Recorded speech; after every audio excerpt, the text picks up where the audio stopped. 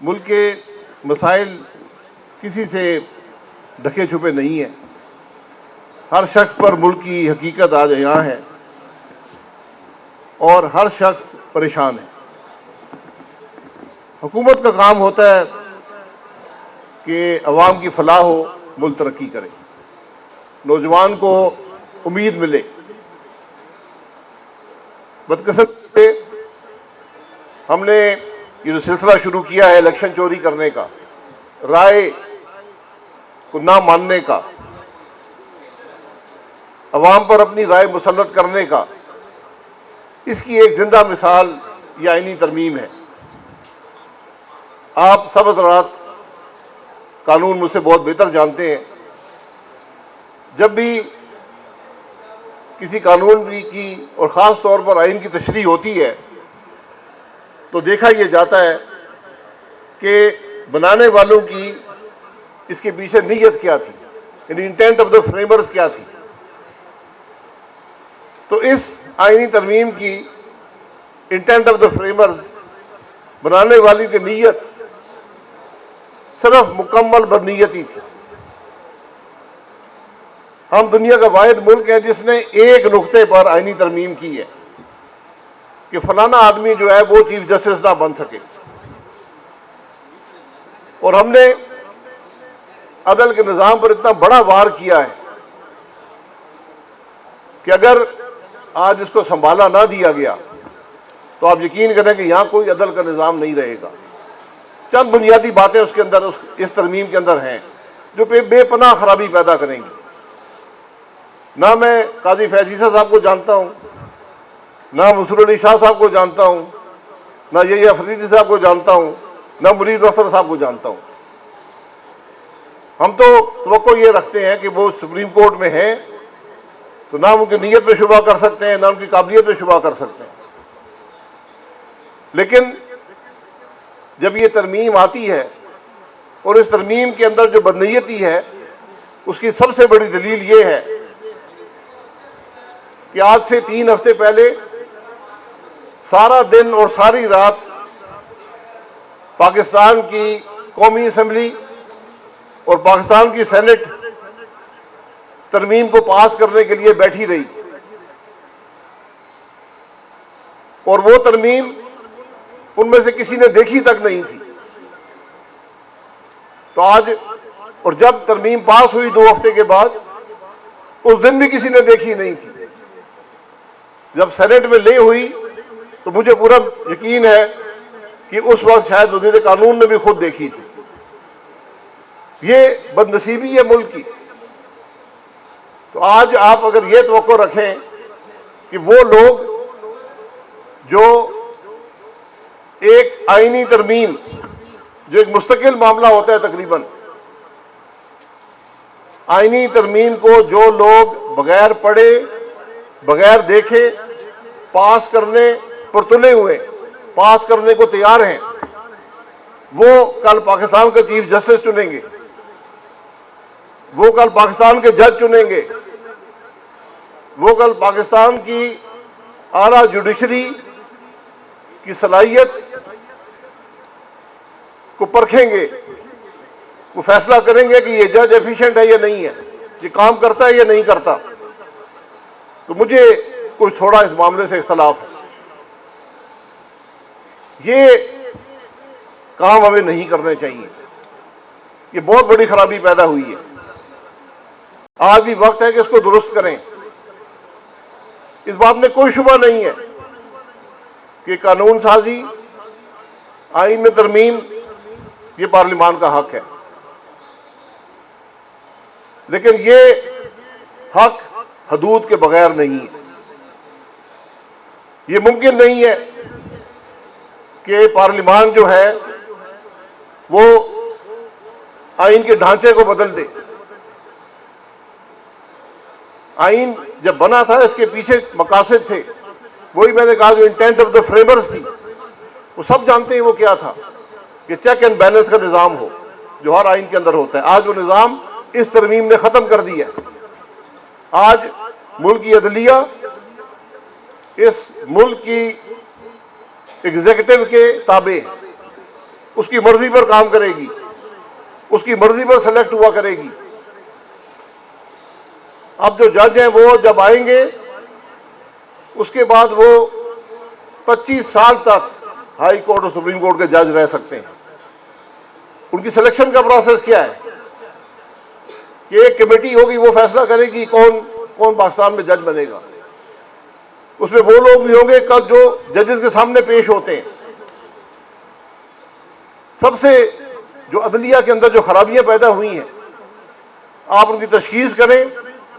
उन खराबियों की जड़ जजेस की अपॉइंटमेंट और सिलेक्शन पे है। अगर आप ठीक जज, काबिलियत के लोग, इंटेग्रिटी वाले लोग, मॉरल अथॉरिटी वाले लोग जज लगाएंगे तो अदल का निजाम चलेगा। तो जुडिशरी भी इस मामले से कोई मुस्तस्ना नहीं है। जुडिशरी भी ओवर स्टेप किया है, जुडिशरी भी मामले को खराब किया है, लेकिन उसका हल ये नहीं है अगर आपके सर में दर्द हो तो अपनी गर्दन काट दें। इसका ये हल नहीं था जो पिछले 3-4 साल में हुआ है, वो मामूली बात नहीं है। जुडिशरी सियासत खेलने लगी, जुडिशरी मुल्क की सियासत में फरीक बन गई, फैसले उसके मुताबिक हुए। हमारे चीफ जस्टिस से मर्जी के बेंच बनाते थे, एक बेंच था, हर फैसले वो कर लिया करता था। हर शख्स ने इस बात पर तनकीद की, लेकिन वो टस से मस ना हुए। काजी फैज ईसा साहब पर जब पिछली हुकूमत ने एक वार किया, हम सब उनके साथ खड़े थे, लेकिन एक असूल की बुनियाद पर कि जो कुछ उनके साथ हो रहा था वो सिर्फ उनको दबाने की एक कोशिश थी, उनको रास्ते से हटाने की एक कोशिश थी। लेकिन ये बदनसीबी है कि वही काजी फैज ईसा साहब आज अपने बाद वाले चीफ जस्टिस को बनने के रास्ते में हायल हो गए, उस मामले में शरीक हुए कि वो चीफ जस्टिस ना बन सकें। अगर एक काबिल आदमी चीफ जस्टिस नहीं बनेगा तो मुल्क का नुकसान होगा। ये खुशकिस्मती है कि जो 3 सीनियर मोस्ट लोग थे उनके अंदर वो काबिलियत मौजूद थी कि वो निजाम को दुरुस्त कर सकते हैं।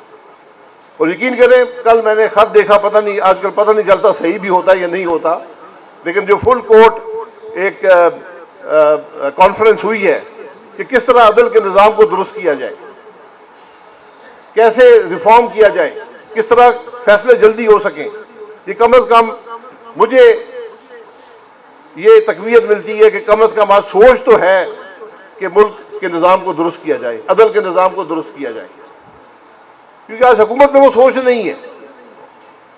आज हुकूमत सिर्फ अपने आप को मजबूत करने के लिए इदारों को तबाह करने पर तुली है। आज हुकूमत आईनी तरमीम इस बुनियाद पर करती है कि मेरे रास्ते में अदलिया हायल ना हो सके, जो मैं करूं कोई पूछने वाला ना हो। ये निजाम दुनिया में नहीं चलते, ये निजाम नहीं चल सकते, ये तबाही का बायस है। आप जजेस की सिलेक्शन देख लें, एक कमेटी करेगी, सिलेक्शन कैसे होगी? 2-3 बड़ी जमातें होती हैं, एक कहेगा मेरा बंदा आज ले लेते हैं, कल तुम्हारा बंदा ले लेंगे। ये जो बंदे आते हैं वो फिर अवाम के नहीं होते, वो इंसाफ करने वाले नहीं होते, वो सिर्फ उन जमातों को तकवीत देने वाले होते हैं। आपने हमारे सियासी निजाम की जो सिलेक्शन है उसको देखना है तो हमारी सेनेट को देख लें। जमातें किसी शख्स पर उंगली रख सकती हैं, उनके पास सूबाई असेंबली में, कौमी असेंबली में वो अक्सरियत होती है, जिस पर उंगली रखेंगे वो सेनेट का मेंबर बन जाएगा। आज मैं बगैर किसी खौफ और खतर कह सकता हूं कि हमारी 50% सेनेट जो है वो पैसे देकर सेनेट में आई है। तो कल हमारे जज भी पैसे देकर जज लगा करेंगे। क्या हमें वो इंटेग्रिटी है हमारे सियासी निजाम में कि वो ये पाकिस्तान के अवाम से वादा कर सके कि यहां पर हम सबसे काबिल तरीन आदमी को जज लगाएंगे? आज एक वादा कर ले, एक तरीका है। आप जो जज बनने आए, लाइव टीवी पर टेलीविजन कैमरों के सामने उसका एहतसाब हो, एहतसाब के निज़ाम से गुजर कर आए। मेरी काबिलियत क्या है, मेरे असासे क्या है, मैं टैक्स कितना देता हूं, मैंने जिंदगी में क्या क्या किया या नहीं किया। पूरी दुनिया में जब जज लगता है, क्योंकि उसके बाद जब वो जज लग जाता है उसे कोई पूछने वाला नहीं होता, तो जज को परखा जाता है, उसकी पूरी जिंदगी देखी जाती है, हर पहलू को देखा जाता है।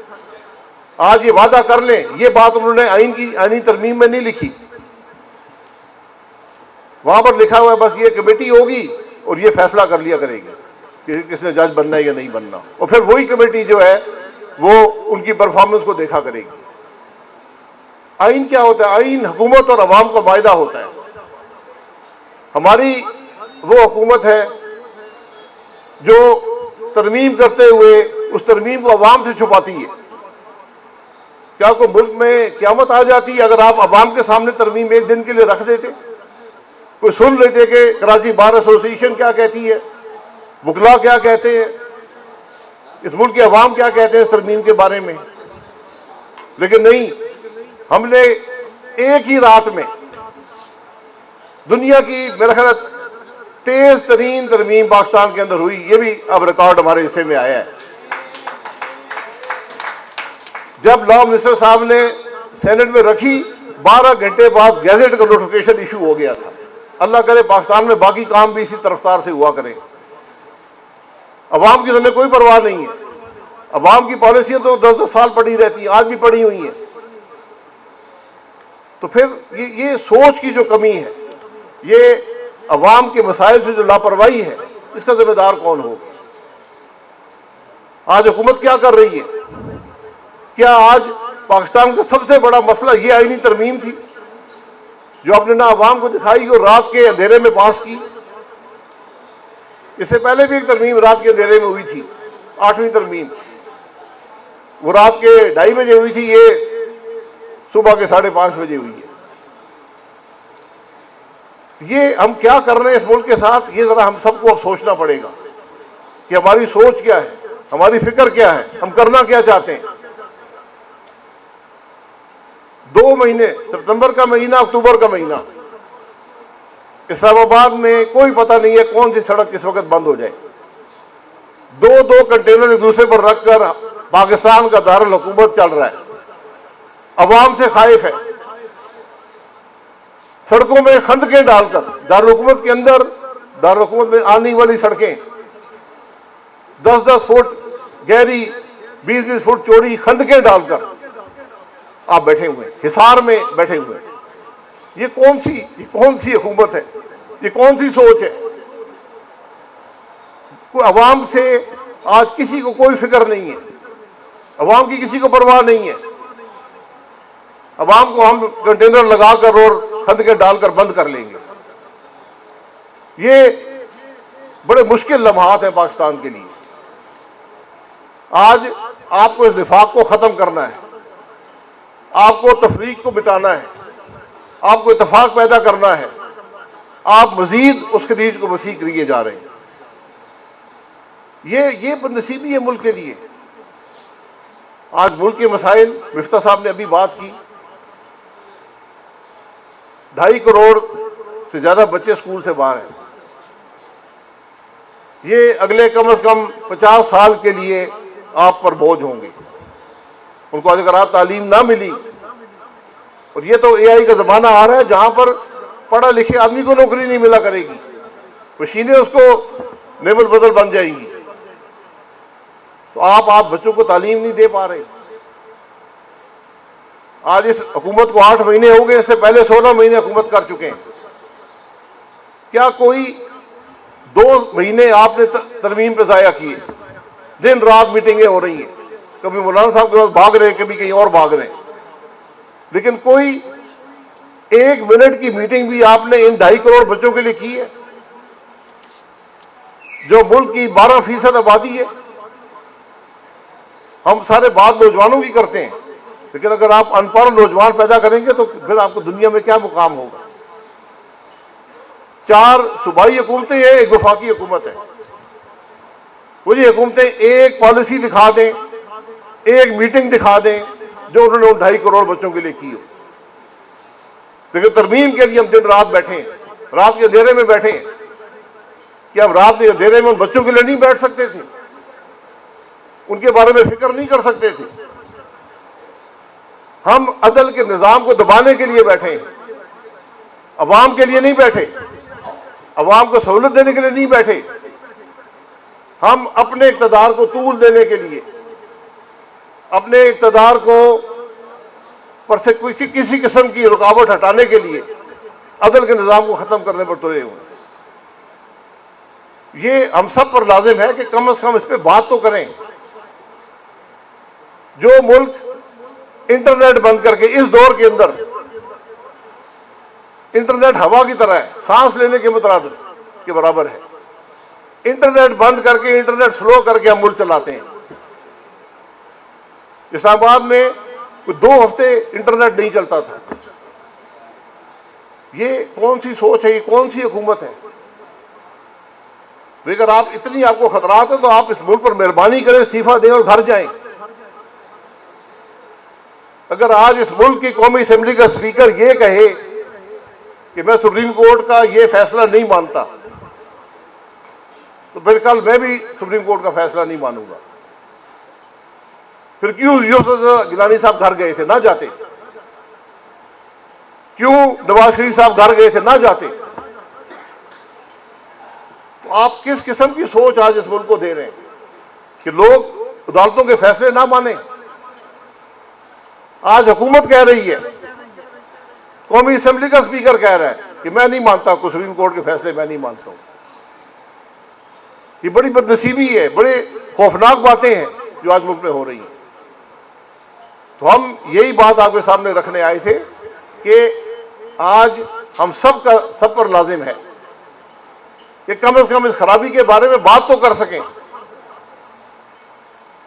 दिल में शायद हम बुरा चाहते होंगे, कम से कम मुंह से कह तो दें।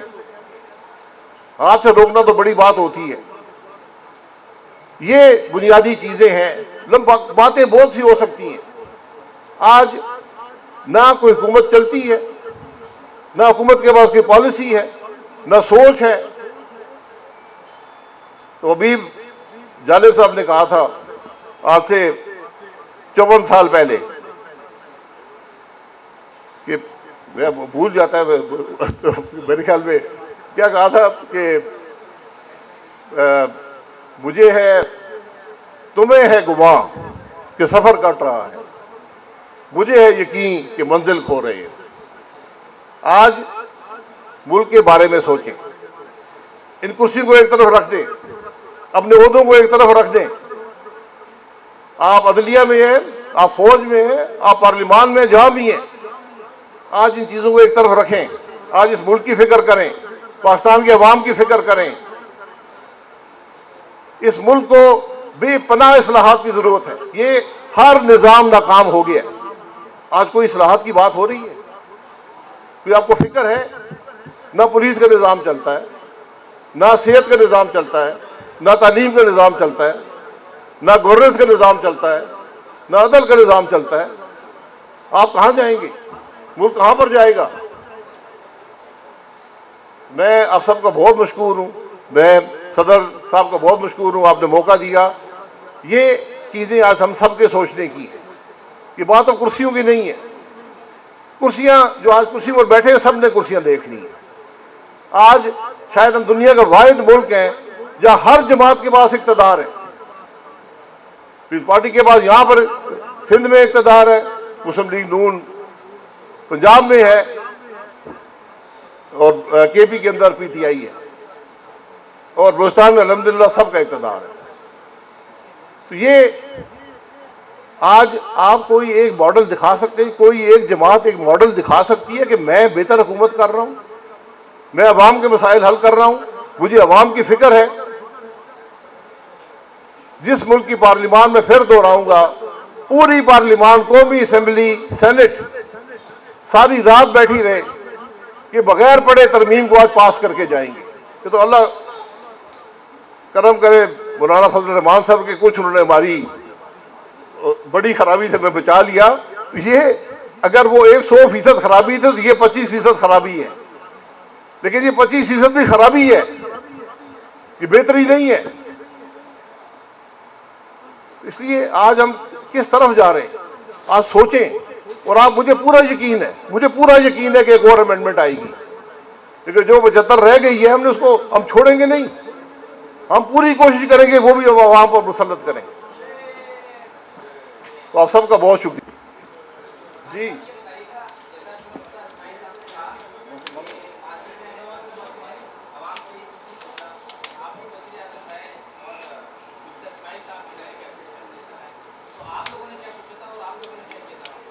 ये आपका सवाल बिल्कुल ठीक है। हमने जो किया था अब उसके बारे में जरूर सवाल कर सकते हैं, किया या नहीं किया। हर मसला हर हुकूमत हर रोज हल नहीं करती, एक सिलसिला होता है, एक सोच नजर आती है। जो कुछ जमाने में हुआ आज के हालात से बात को बेहतर करती है, बदतर नहीं करती। 2018 के बाद हालात बदतर से बदतर होते चले गए। ये मसाइल है मुल्क के जी।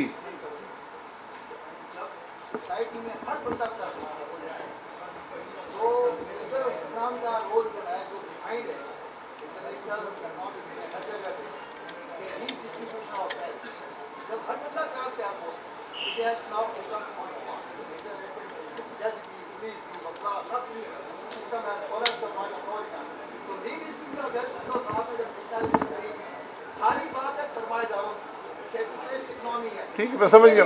देखिए, मैं इसीलिए बात कर रहा हूं कि आज मुल्क की सबसे बड़ी जरूरत इस्लाहात है। उसमें अगर आप समझते हैं कि रीडिस्ट्रीब्यूशन वेल्थ के इस्लाहात हैं तो उसके अंदर शामिल कर लें, लेकिन इस्लाहात के बगैर आपका मुल्क नहीं चलेगा।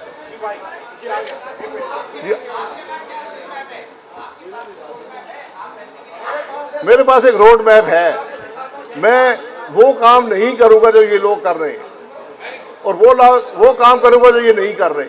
ये रोड मैप है पाकिस्तान का जी जी।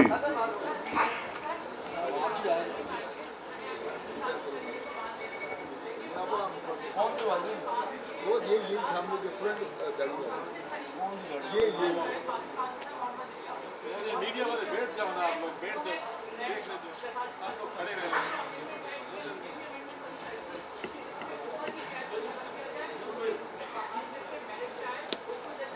नहीं, मैं यही बात कर रहा हूं कि आपका जो सिलेक्शन का प्रोसेस है वो सबसे क्रिटिकल है। हर चीज आइन में लिखी नहीं जाती, ये आपकी जिम्मेदारी होती है। तो जज बनाने का सिर्फ एक तरीका है कि अवाम के सामने उस शख्स का एहतसाब हो, खुली अदालत में। टीवी जो है, टीवी कैमरे से बड़ी कोई अदालत नहीं है। हर पाकिस्तानी देखेगा कि जज कौन है, इसने क्या जिंदगी में किया है, टैक्स देता है या नहीं देता, असासे क्या है, काबिलियत क्या है, इंटेग्रिटी क्या है। वहां पर वो आपके अदल के निजाम की इस्लाह का दिन होगा। उम्र की कैद कम तो 40 साल से कम, तो आप हाईकोर्ट का जज तो नहीं लगाएंगे। बहुत शुक्रिया आप लोगों का। तो मरी साहब, थैंक यू सो मच, आप सबका बहुत बहुत शुक्रिया। सर आपके लिए हाई टी का एक इंतजाम किया, आप आ जाए।